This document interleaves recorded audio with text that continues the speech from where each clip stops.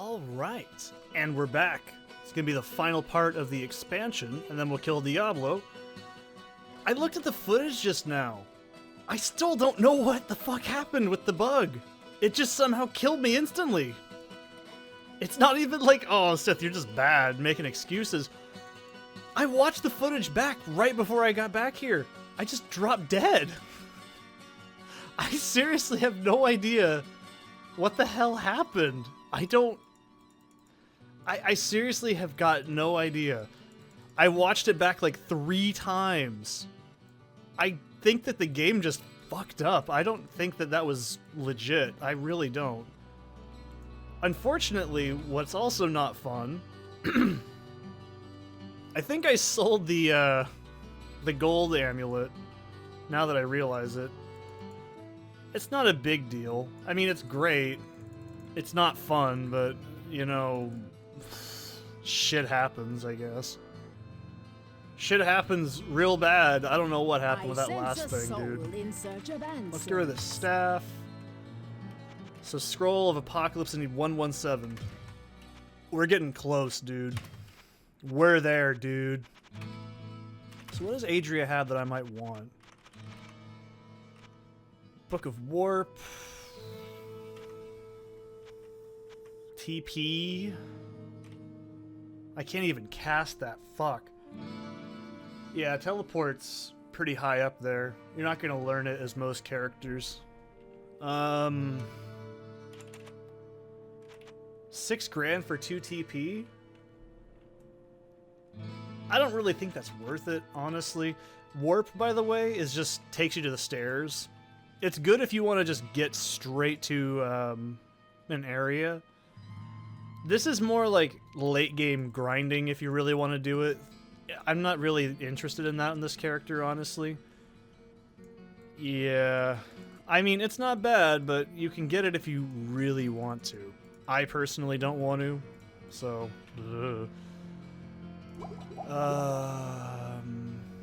before we go down... What ails you, my friend? Let's see what Griswold has. I haven't even looked at what he's got. Whoa, what can I do for you? I need a better helm, personally. I think I've maxed all of his stuff.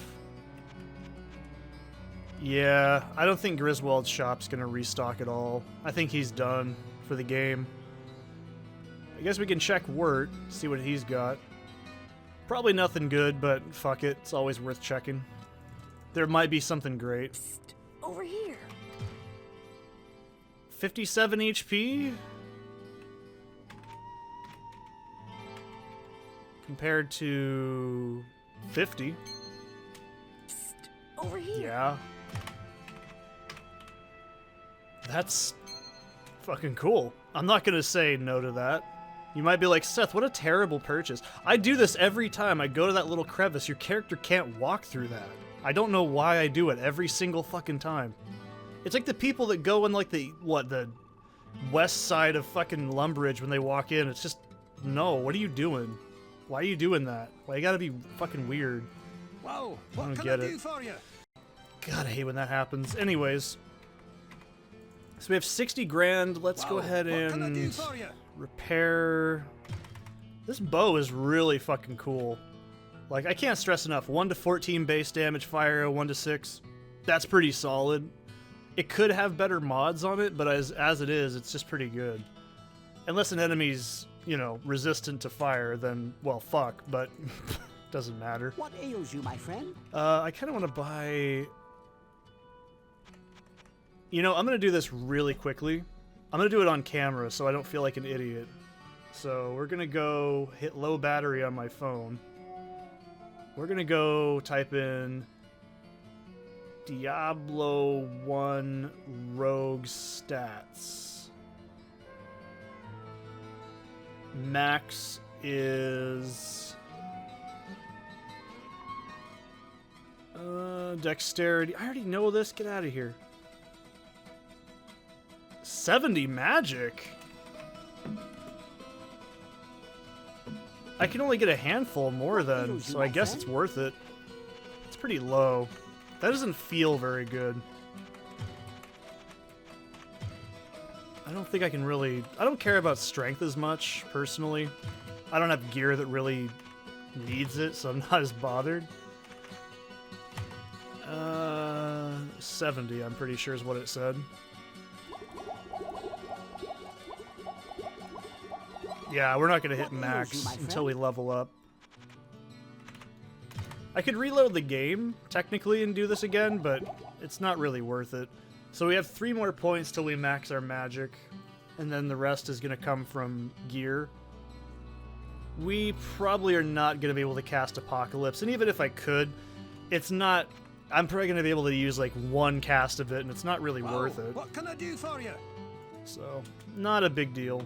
I don't really care about these. I don't care about it. I don't know why I put these over here, because they don't ever go anywhere. I'm a little salty that I sold that fucking amulet, but oh well. It's not a big deal. I mean, I can always just load up the game and get another one on my free time. It's not like it's gonna make a big difference anyways. Like, realistically, when we finish this character, we're gonna... Well, we'll talk about how we finish it later.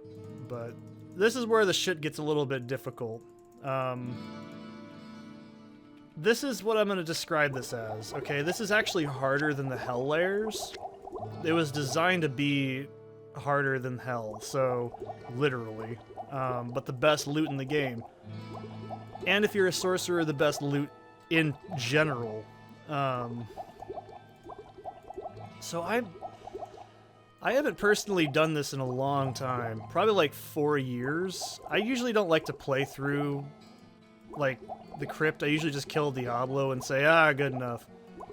But this is obviously for completionism, so we'll show Crypt. This place is a fucking hellhole. And the music might be really loud, so I apologize. I don't know if I can mix it in or out. But let's go down. Let's do it. Cool loading screen, though. I actually like... This is a place of great power. I do like the design. It's pretty cool. Oh, wow. It's already the stairs down. So there's 4 layers. At the very bottom of this is Nakrul. There's a joke Easter egg. If you choose one of his options, you can have him say shit backwards. It's like, we're gonna go see Nickelback or something. Yeah, these fucking liches are awful, by the way. These guys are probably the worst caster in the game. Shit is so dangerous. See, I don't think that giant, goofy, dumb rats... I just don't think they fit Diablo's aesthetic very well. That's not to say it's bad. Oh, by the way, these guys, the Satyr Lords, those things are fucking cool. Like, that's a really cool design. And those are supposed to be Devilkin Brutes. Those were actually before they were added in Diablo 3. If you play Diablo 3, you'll recognize them as the boss variation. So... yeah, this is actually significantly before Diablo 3, obviously. But as you can see, the design is very similar to Church, so pretty cool. I like it. But yeah, now that we have... oh, fucking hell. You guys thought Seth was joking when he said, oh, fucking resistances are a big deal. What's this? And look how good Mana Shield is. I need to get some spam in there. There's a lot of shit in there. Alright, let's let it go over here so I can bottleneck it. It's really bad. How are you fucking hitting me through a wall, you cocksucker? Okay. Whatever. Recognize the music as well? It's the Diablo motif.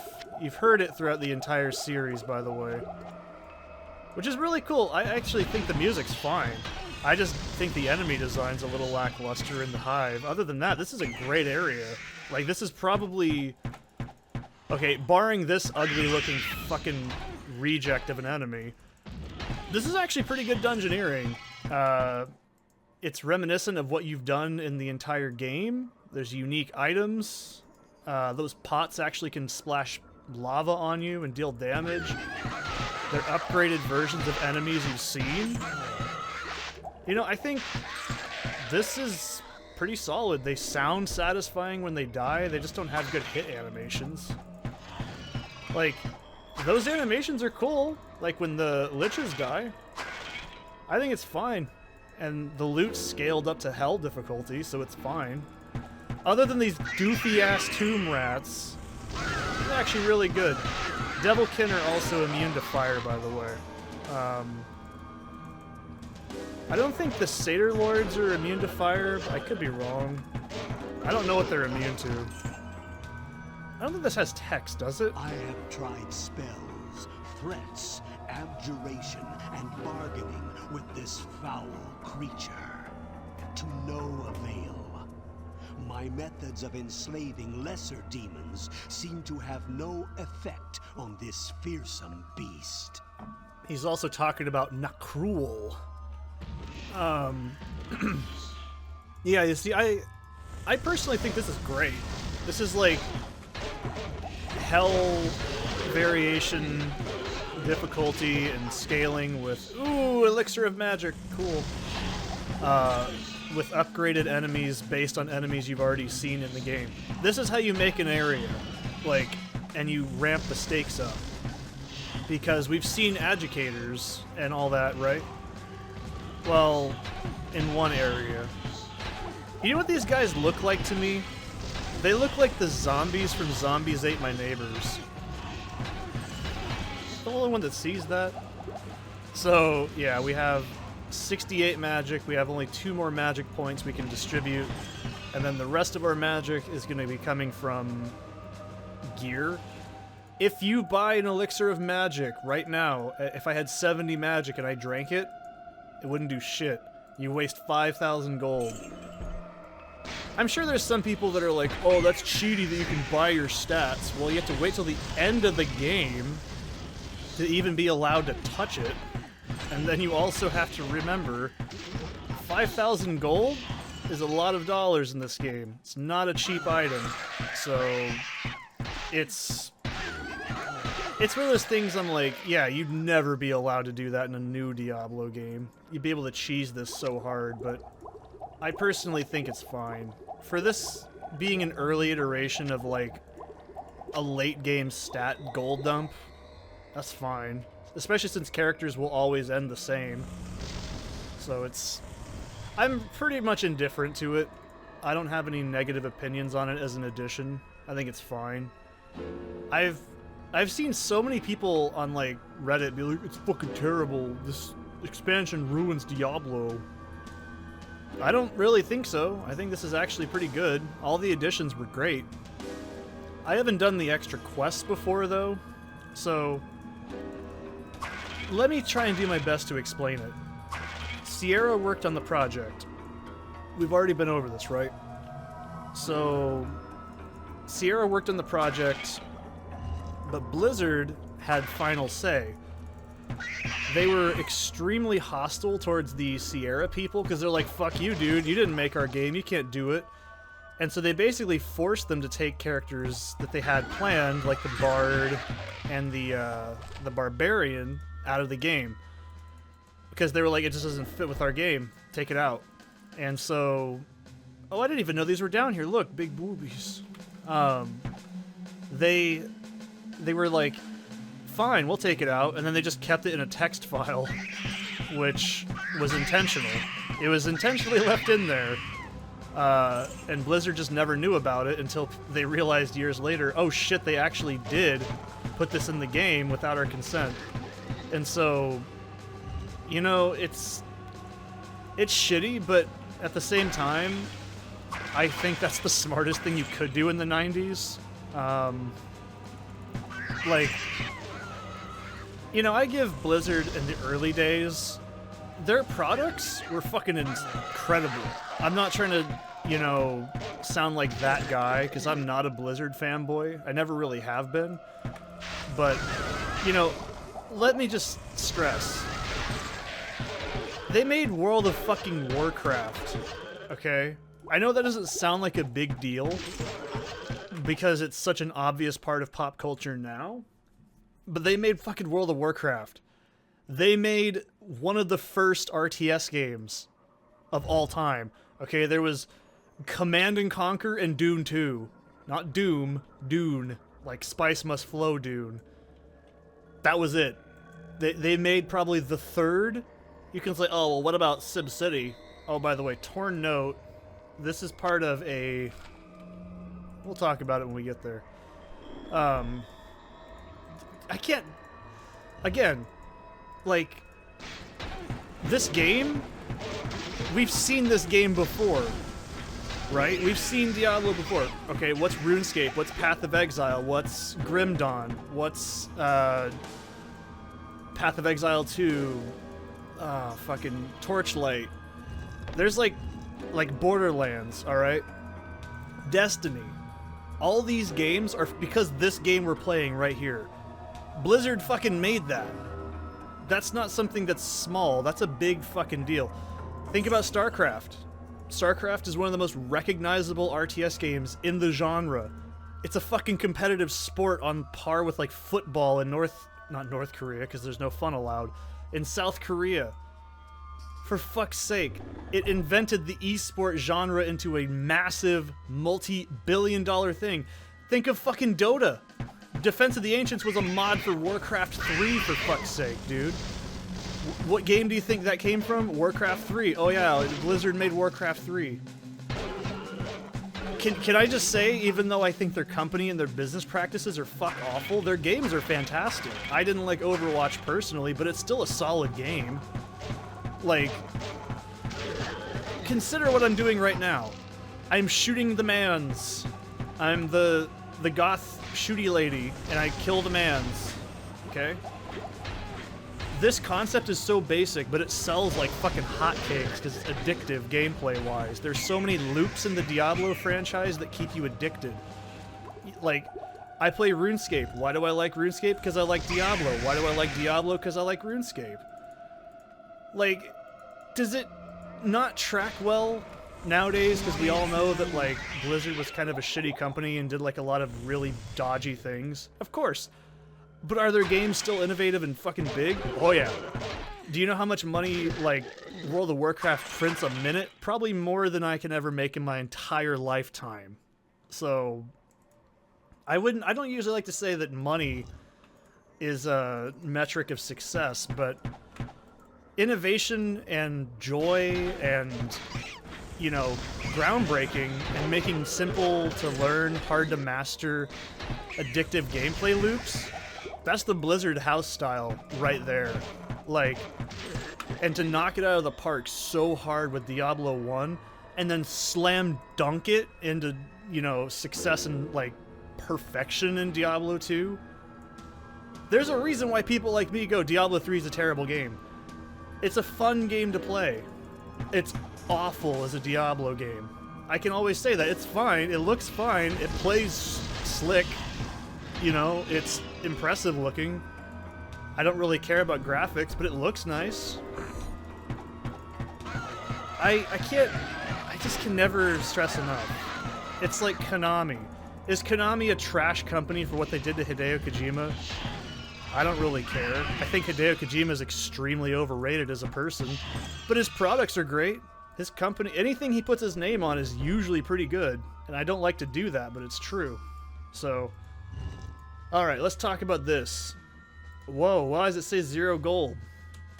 So this room right here is what's called the cornerstone of the world. If you've played Median XL, this should be very familiar. And in the year of the golden light, it was so decreed that a great cathedral be raised. The cornerstone of this holy place was to be carved from the translucent stone Antirial, named for the angel who shared his power with the Haradrim. In the year of drawing shadows, the ground shook, and the cathedral shattered and fell. As the building of catacombs and castles began, and man stood against the ravages of the Sin War, the ruins were scavenged for their stones. And so it was that the cornerstone vanished from the eyes of man. The stone was of this world, and of all worlds, as the light is both within all things and beyond all things. Light and unity are the products of this holy foundation, a unity of purpose and a unity of possession. Colonel tells you about it. So anyways, what is this? Well, other than some pretty sick-ass lore, so when you find the cornerstone of the world, if you've played Media in XL, you know that that was actually used as a way of getting O skills, basically. But in this, cornerstones work like muling. So if you have another character, they stand in here and you drop an item like let's take this off. If we dropped right here and then we left, or we save the game, we load another character and we put them on the same spot, this mana potion will be there. If we do that with an item, you can take it. So there's a lot of little cool things like that. Basically, this is for muling characters. So when people go, oh, well, fucking Diablo, I'm a hardcore, I only self-find. It's been in the game since the Foundation. So even as far back as this expansion pack. So not only did the expansion pack add a new character, it added traps in the form of runes. I was going to say runes, but I associate that with a different thing. You know, 3 new characters technically. A whole bunch of shit. New quests. New areas. New armors. New sets. New spells. I can't begin to say it. There's a lot of shit that this adds. And then also on top of that, the ability to mule characters legitimately. That's impressive. Oh yeah, and by the way, BattleNet. That was another thing. Diablo 1 Vanilla was the first BNet game. You know how fucking awful it was to try and get, like, a group of friends on the internet in the 90s how to play a PC game? You had to go to, like, Fun Zone or fucking Play 10 or...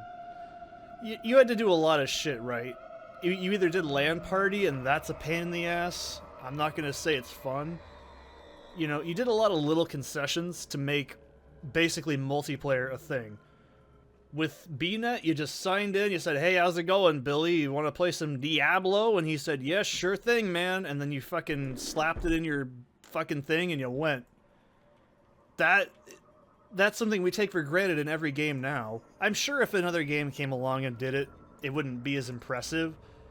But to say Diablo as a game isn't, like, responsible for a lot of market trends and shit like that, you know?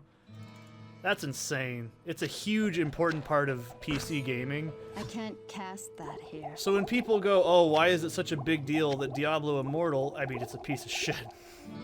But, when they get mad at, like, Diablo Immortal, it's not because, ooh, Diablo, new Diablo, bad. It's because this is a PC game. This has always been a PC game. Okay? You can play this on the PlayStation 1, apparently. I've never touched it. People swear by it being good, but Diablo has always been a PC thing. It's like StarCraft. Can you imagine playing fucking StarCraft in a fucking 360? Well, actually, I can, because I played a lot of CNC3 on 360 before I got it on PC, but you know what I mean. Don't be a jackass. That's my job. But that's the thing, right? We, as PC gamers... I mean, it's like Steam, okay? Do you know how fucking much of a pain in the ass it was to, like, buy games on the internet back in the day? And, like... I don't even know. Like, Steam is a fucking shell of its former self. They don't really give a fuck anymore. But there's a point where I'm just like, yeah, you can say this game is primitive. It's primitive, but it's also running on the bones of games that are even more primitive than this. Oh, these are those fucking... Yeah, these guys. These fucking dudes suck. They're actually immune to all types of magic. They just suck. Oh, sorry, they're not immune to lightning. They're immune to, There's something in here that's immune to it, and I can't remember what. It's really nasty, whatever it is. They might not get that immunity till hell difficulty, I might be thinking. It doesn't matter. They suck. That's all there is to it. But, no, there's a reason why, as a Diablo fan, for so long, it hurts. Like, it's like Mortal Kombat, right? I always say this. You know, there's that famous Red Letter Media joke where Rich Evans says to Mike, "Mike, how does it feel to be old enough to watch all your childhood things die?" And that's pretty much how it feels. It's like, we can't even have, like, as someone who grew up in the 90s, we can't even have, like, normal games anymore. Like, it's all fucking pay-to-win, microtransaction shit, fucking 350 billion skins, rotational season pass, battle pass, fucking... It's just... There's nothing special. Gaming isn't special, it's mainstream. Like, everybody does it.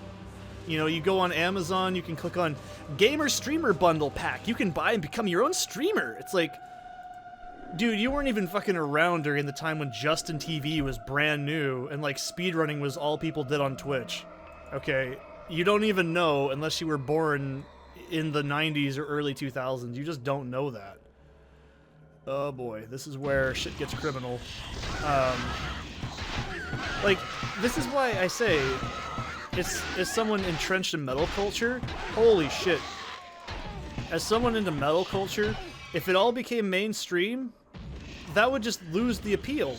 Like, when not everyone does it, it's great. Do you want more people doing it? Absolutely. But do you want people to saturate it to where it becomes culturally memed and stupid?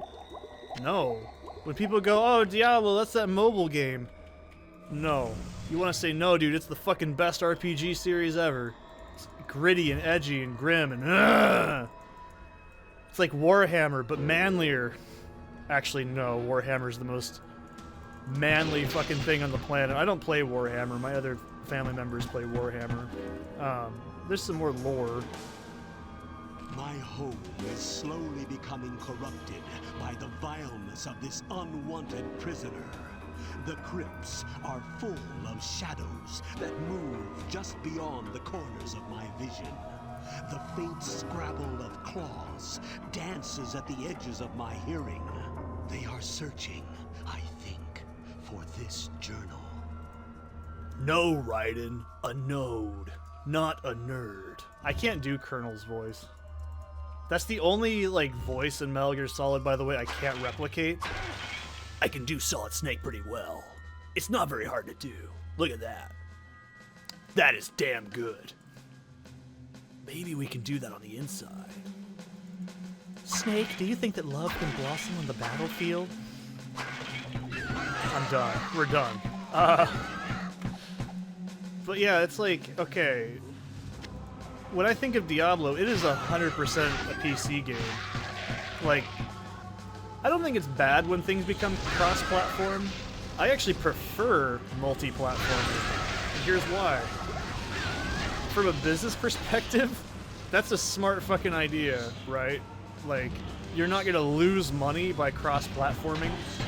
You're probably gonna have to make concessions, but, you know, it's not bad. But what in God's name would I ever expect a Diablo game of all games to be on fucking PC, and only PC, every time? I don't mind that it's on console, but it's just bizarre. It just shows that Blizzard has different ideas than they had in the original, like, intention, and that's fine. However, to see them turn their backs so hard on a franchise that they actually, you know, they broke fucking headway with this sort of shit back in the day. And then just to, like, throw it on the ground and, like, make it like a generic cash grab fucking loot box. Oh my god, the fucking gambling things in Diablo Immortal are 100% predatory and terrible, and I don't know how anybody in their fucking right mind would spend money. And you're probably like, oh, people probably don't do it. Yeah, they do. This is no bullshit. People spend a shitload of money. I knew a coworker that spent like $500 fucking on Diablo Immortal. I'm not even exaggerating. I don't... Why? What fucking... Why? You're... Do I need to pay $500 to do that? No. I don't get it. The only thing that should happen is my time investment with the game makes me better at it, not I paid more money to get better. That's fucking terrible. There's a reason that bothers so many people, because fundamentally it's really horrible business. It's just fucking awful. I can't stress it enough. You see, this is what Diablo is to me. Alright, we're in a dungeon, there's a bunch of dudes, and I just shoot them and they die. That's all I need. Will I get max magic? Look at that. Whoa. 111. Cool. I do want Hunter Dex probably next, and then we'll do Strength. Maybe Vit. I don't know. I'm kind of torn, personally. I don't really want to get it, because we'll see. It'll just take too much gold. It's not really worth it. I don't know. I'll see how it goes. But I just don't get it. It's like, you can be like, well, you're not being very productive by not playing the newer game, and it's saying it's bad on impulse. No, it's bad on impulse. I don't even need to look at it. I'm sure Diablo 4 is a great game. Do I want to participate in giving a company more money that doesn't deserve it? No. Do I want to play a lesser version of a game that I already enjoy? No. It's like people go, oh, but it's open world. And Diablo 2 isn't? Did the open world really add anything that the game needed, that a franchise was desperately clawing out for? No, it's a market trend. Diablo has never needed to be a fucking open world RPG game. Do you know why? Because the fundamentals don't work as well. It's like with Elden Ring. I don't think Elden Ring is a bad game, per se. I don't actually own it. I've seen a lot of coverage on it. Just scratching my nose. Elden Ring looks good. Plays good. Everything I've seen of it's really interesting. But I'm just like, dude, I don't want to spend like 150 fucking hours going through side content that doesn't have any bearing on the gameplay. It's just filler. I don't want filler, I want a fucking sandwich. Right? You know? If I wanted to eat a bag of potato chips, I go eat a bag of potato chips. I actually prefer corn chips myself, but you know the idea, right? If I want a sandwich, I'm gonna go make a sandwich. I want peanut butter and jelly, and because I'm an adult. So, it's true, I really don't eat lunch meat sandwiches. I haven't really ever liked them that much. Anyways, like, the whole point of, like, Diablo 2 is, like, you know, you go in, there's an overworld, right? The overworld has dungeons that you can poke your head in that are fun. And they look like other dungeons in that area. They have enemies similar to other ones in the area, and you kill a boss, maybe. A couple boss packs here and there, you get maybe a goodie. You move on, right? They're totally optional. Hell, I would even say Diablo 3 did it right with the sellers. Just poke your head in, kill a little boss group, and get some gold, and get the fuck out. That's great. Why do I need to commune 5 minutes between doing that? That's just sloppy. That's not necessary. In Dark Souls 2, that game is fucking awesome. I'm sorry, but Dark Souls 2, this isn't a hot take. And people go, oh, Hidetaki Miyazaki didn't make it, so it's bad. Well, fuck you. That's just bullshit. It's like, go just reevaluate your life. If that's your metric of... It's like saying that, oh, Kingsfield isn't good because it wasn't made by Hidetaki Miyazaki, even though it was made by From Software. It's like, that's such a terrible metric. That's like saying From Dusk Till Dawn isn't a good movie because it's not 100% a Quentin Tarantino film. Like, that's just dumb. I need more mana. That's pretty dumb, too. Like, call me crazy, but I enjoy Tarantino films. Considering my favorite movie of all time is fucking Pulp Fiction. And my other favorite film of his, I think he has the greatest opening scene of a film ever made. It's in Inglourious Bastards. Even if it wasn't a Tarantino film, I would say that is an incredible opening sequence. That's how you do it. But if they said, oh, here's with director help of Quentin Tarantino, and it was just as good as his other movies, I wouldn't be like, oh, it's fucking not got Quentin Tarantino in it. In search of It's like, that's just petty. Like, I get it, some people are like that. I'm like that with some things. It's like the people that are like, oh, Slayer without Don Lombardo is just not Slayer. I kind of disagree.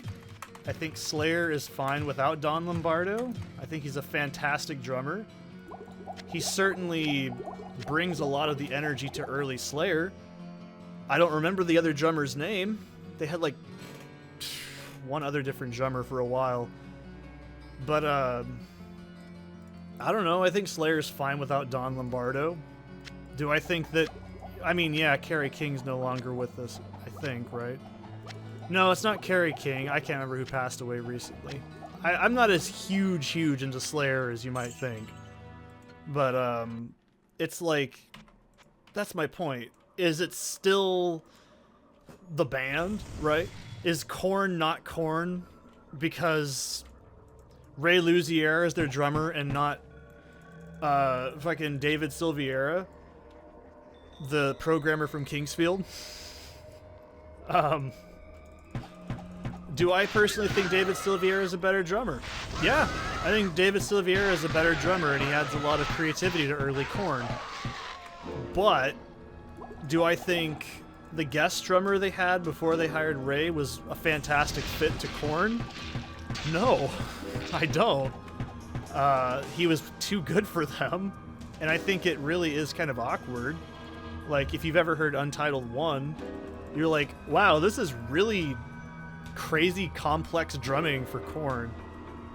But do I think Ray's a great drummer? Absolutely. Is he as creative as someone like David Silveira? No, but he's still good, and Korn is still Korn, right?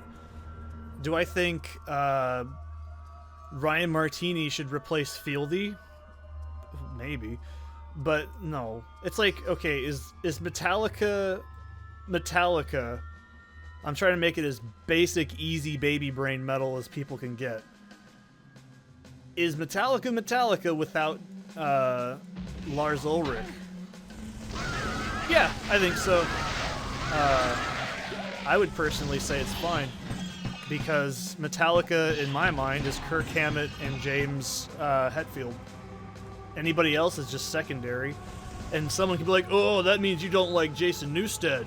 Jason Newsted's a fucking fantastic bassist, but he's not the sound of Metallica. And, you know, like, fucking... Do I think that their first 3 albums are their best albums? Absolutely. I think that's... Well, Kill 'Em All is alright. I'm not really a huge fan of Kill 'Em All. I don't really re-listen to it as much. But, I think personally... Look, it's really hard, but I'm gonna have to say Master of Puppets is their best album. Like, I think that's their most creative musically, their most sonically creative. And I don't even think Black Album's that bad. I think it's actually a pretty solid album. I mean, yeah, it's more corporate, but I don't think that that's a bad thing. It's still a great fucking album. It has some of the best drum recording I've ever heard in my life. The fucking drum setup for, like, that album is amazing.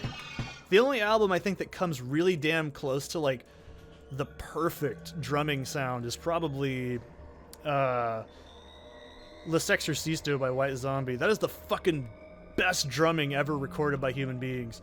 It's not very complex drumming. It just sounds really good. I don't know how they got the percussion for that to, like, come out as good as it did. That is, like, from a production standpoint, it's so tight and it sounds so good, right? But let's listen to lore. In its ranting, the creature has let slip its name, Necraw. I have attempted to research the name, but the smaller demons have somehow destroyed my library. Necraw, the name fills me with a cold dread. I prefer to think of it only as the creature, rather than ponder its true name. You tell him, Colonel. You tell him, JD.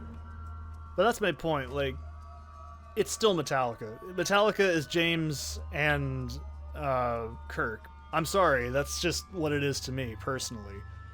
Like, Cliff Burton's a fantastic bassist, but he is not the sound of Metallica. I'm sorry. Metallica is a guitar-centric band. Like, you could replace them with somebody else? It would just sound awkward. But then again, I also think they capped out after Load and Reload. I think their later albums just aren't very good. I don't mean like, oh, they don't swear. It's just like, no, they're just not very good. Like, Load and Reload's grown on me over the past couple, like, decades, but God, that makes me feel old. But, they're fine. They're not bad albums. I personally like them. I think the only problem I have with them is they're kind of what happens... Oh, these things are cool, though.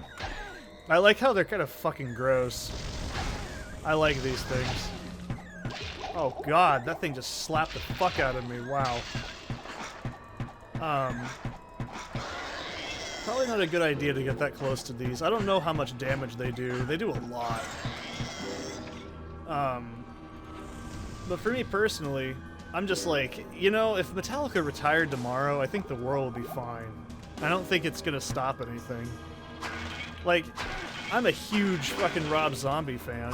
Now where would I put Oh boy, these guys suck. They can start fucking slapping me. And they can start shooting. These things are super tanky, by the way. If you're trying to kill them with magic, they suck. They're very magic resistant. Ooh, perfect, cool. Like, they have little fucked up baby faces. I like it. It's creepy. These are the only enemies I actually like in the design, like, of this whole dungeon. So... Oh god, these guys hit like a truck, by the way. Don't let them get too close. It's very good that they're slow. I don't know. I think if Rob Zombie retired, I'd be fine. I think he kind of peaked at like... Ooh, here's where the real shit gets said, right? I think Rob Zombie peaked probably or after Sinister Urge. That's not to say that everything else after that's bad. But I think... You know, I think the problem with Rob Zombie is, like, Now it's where so would I put hard this?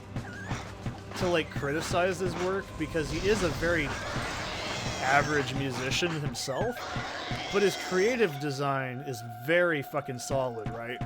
Come on, get out of here. There we go. I've never actually seen a single one of his movies, and I've listened to, like, fucking all of his albums, which is really weird probably to somebody. But I think Electric Warlock was the last album I bought from him, and I was like, this is kind of phoned in. And I don't like to say, like, you know, what's it called, like, buyer's remorse? Is that what the term is? But I listened to that album, and I was like, I love this. Everything is 2 minutes. Except Woodalock. That was the only song on that album I think that was like more than... I think it was only like 4 minutes. And I'm like, this is really good. Can we capitalize on this some more? Like, Teenage Rock God? That's fucking awesome.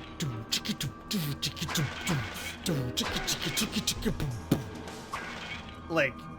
I've been driving all night, devil by my side.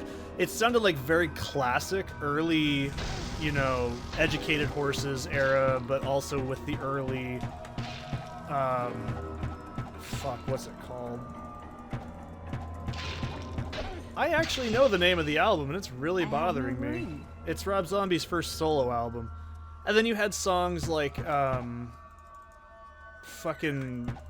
Oh, what's it called? I'm trying to think of the best songs on that album, but the problem is they're all so short. Like, they all just kind of blend together. Get Your Boots On was really cool. Dun, dun, dun. Dun, dun, dun, dun. It was really cool, but it didn't capitalize on it, you know what I mean? Woodalak was fucking awesome. It sounded awesome, and like it was really atmospheric, and it was cool. But it didn't go anywhere. Like, it had a weird... Oh, this is the chamber, I think, where we fight Nakrul.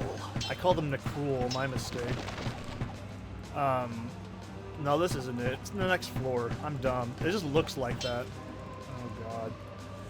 Like, yeah, I think that album was awesome. The biggest problem I have with it is the length, and I know Rob's example was like, oh, when you were a kid, these songs were like fucking epics, and like they felt longer than they actually were. And I'm just kind of sitting there thinking, I get where he's coming from, but I also think it's because they just sort of slapdashed it together. And I can't say that's with certainty what happened, but it really feels like it. But if he retired tomorrow, I'd be like, oh, that's cool. Do whatever he wants. Go make some movies, man. I know that's weird. I've almost seen Rob Zombie in concert, like, twice, I think. Yeah, the amount of times I've almost seen bands is quite embarrassing, by the way. But, no, he came through where I live. Yeah, he came to my house directly. And, he had to cancel it because of... I don't know what. It was a long time ago, though. Get the fuck... Get out of here. Jesus. These things are so fucking durable. There we go. There's one of those stupid baby things still on. Pretty sure. Yeah, that was a little annoying, but... My ex-girlfriend in high school actually got to see him live. It was a pretty cool experience from what she told me. I mean... I don't really care about the complexity of Rob Zombie's music. It's just fun and atmospheric, and I think it's a big influence on me and so many others. I've just never had the interest in watching his film. I think the problem is I'm not really into exploitation cinema. I mean, that's probably weird coming from me, right? It's just never been my cup of tea, and I'm not, like, qualified to, like, say much about it, I feel. But his films appeal to people that are more into that subgenre of film, mixed with his love of dark irony and like stuff like that. I just don't care. I think that's the problem. Maybe that's a me problem. It probably is, but I never really... I don't know. I just don't know. I've never had the urge to watch any of his movies. I remember when House of a Thousand Corpses came out, I just was like, oh, that's cool. And I don't know. I've never been interested, I guess.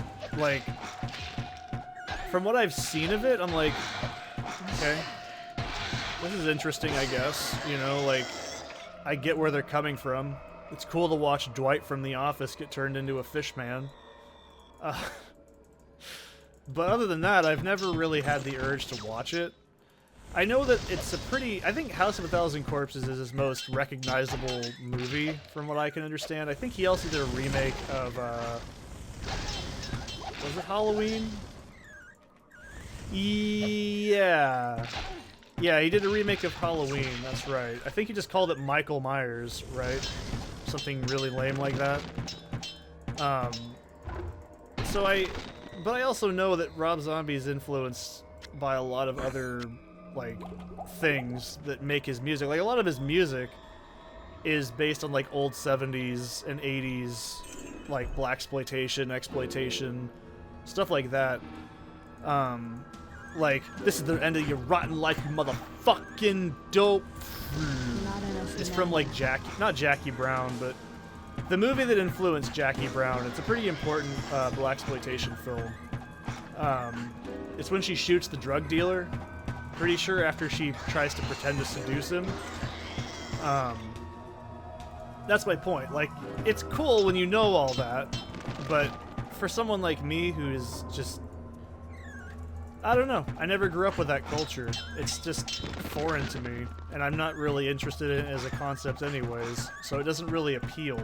I think that makes sense, right? Like, if you're not interested in it, you're just not going to want to watch it. It's like watching B movies when you're just, like, not into B movies. They just don't make sense. Like, ooh. For me, I don't like the 70s. I think it's a very ugly aesthetic. I think that the acting is bad. I think that the film quality is really ugly. I just don't like the 70s at all. Like, I don't like the sentiments. I don't like I just don't like anything about it. So for me, it's just very... Why would I want to watch it? You know what I mean? We're gonna go up to town because I don't trust going through here with this low of mana. I don't know. This won't take long. We'll actually just walk there pretty quickly. So I don't know. How did I get on this discussion? I don't even remember. But there's a lot of things like that where I'm like, I don't know. Some artists, it's like I've never seen Sons of Anarchy. I have no interest in watching it. I know that Manson was in that for like 5 minutes. He played like a character in the jail. That's not enough to make me want to watch a TV show. It just doesn't work that way on someone like me. Like, is Manson a good actor? Probably not. I don't even have to like look at it to know it. I'm like, Brian's not a good actor. He plays high and crazy. That's like the only thing I think he could probably do. I'm not saying that it's impossible, but there's just some people I'm like, oh, if someone's like, oh, did you know that John Davis was in The Queen of the Damned? And I'll say, yeah, he plays the ticket scalper, and he's also the voice of the singer that Hayden Christensen's body is making come out of his mouth, and it's really jarring to look at. But that's my point. It's like, not everything I like translates to other mediums, I think. It's like, I like Rob Ager, the video analysis creator. Would I be interested in his game? Not really. I don't really care. Is that bad? Probably, but I'm not a very good person, if you couldn't tell. I'm just like, good luck on it. That's about as much as I can say, because I'm not that interested. I don't know if that's good or bad, but I don't know. It's like if, well, actually, I think one of the first things in my teenagey early years was Edmund McMillan. I was like, Super Meat Boy, lol, quirky, good game, because quirky.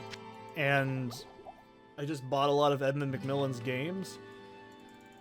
And I think he peaked at Binding of Isaac. That was his, like, flagship, in my opinion. And then after it, I didn't play Bumbo because it didn't look fun. I was like, this looks really fucking awful. Like, not the art, I mean, like, gameplay-wise. I'm like, this is just not very fun. And while I think Binding of Isaac's great, it should have stopped after Afterbirth. Like, it shouldn't have kept going. There shouldn't have been more. I was even skeptical of them adding community workshop stuff, because a lot of it just breaks the game.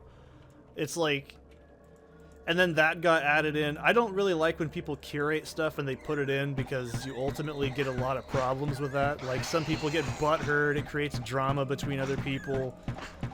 You know, then someone will be like, oh, well, they said the N-word when they were 5 years old on this internet forum, and now we should take it out of the fucking game. And it's like, and then that happens.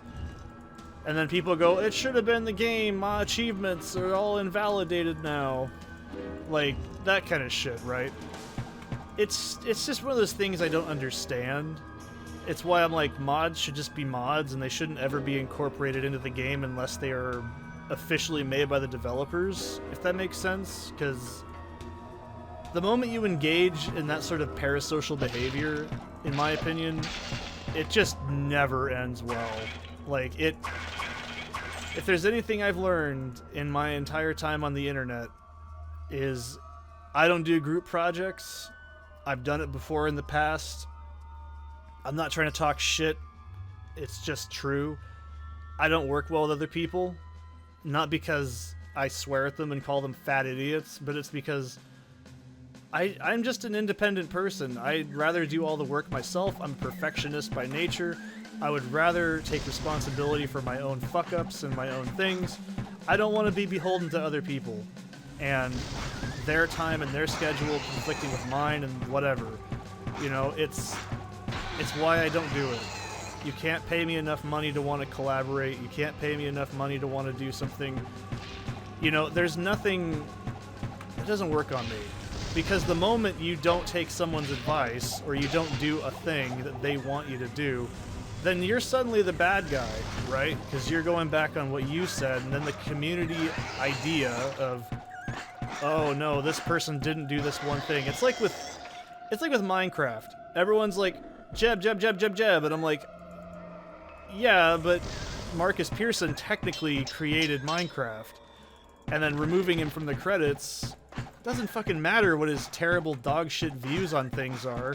We can damn him by his own stupidity. He still fucking made the most probably successful IP in recent history. Like, that's not something you discredit somebody for just because you don't like it. Like, it's a big deal. Like, that's what I mean. And like, oh, we can't like Notch because you said dumb shit. The end. My time is quickly running out. I must record the ways to weaken the demon, and then conceal that text, lest his minions find some way to use my knowledge to free their lord. I hope that whoever finds this journal will seek the knowledge. That's actually part of it. When you summon Nakral, he has a special incantation you have to do properly. Otherwise, he does something, I don't remember what. He does something. But yeah, it's like, I don't believe in that. Like, that's... Like, it's just like, we all get it. This person did something shitty. That doesn't mean they don't count anymore.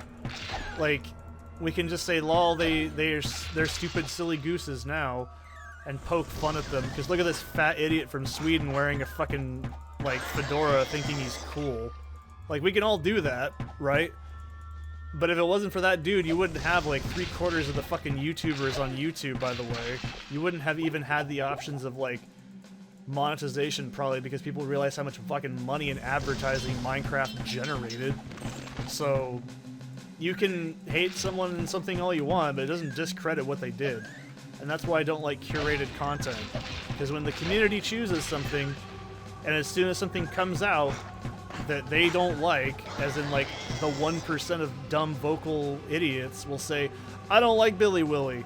He was mean to me on the Twitter. It totally matters. It invalidates my existence entirely. And then they blast it off. And then if they keep it, you're damned if you do, you're damned if you don't. And that creates a huge problem. It's why you never let customers dictate what you're doing.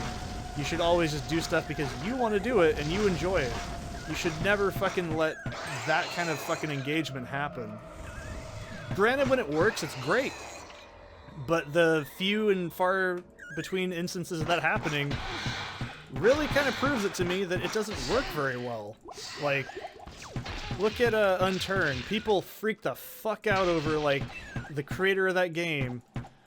Because, what was it? He said something about, like, gender identity. It's like, you don't agree with it, that's fine, but he's not doing anything objectively. Oh, one of them was like, he put the Save Ukraine flag in Unturned.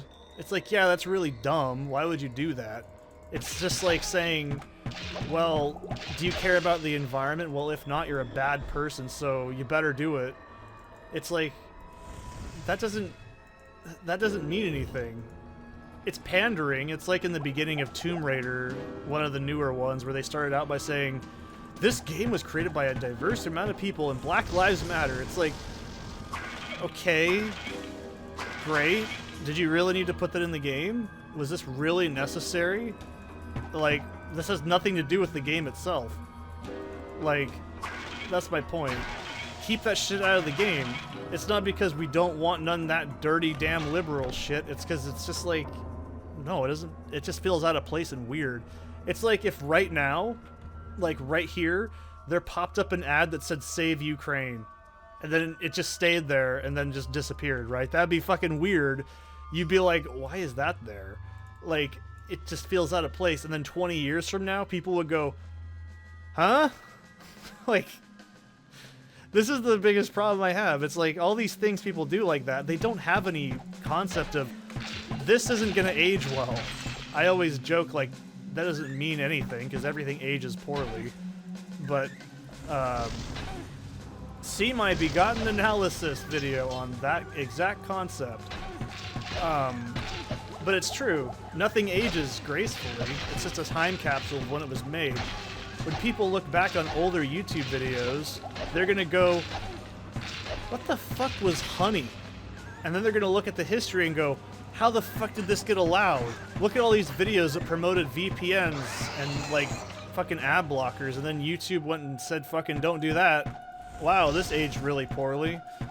And it's just really out of place. And all those codes and all those websites and all those products, they're either scams, they don't work, they got shut down, or there's something entirely different.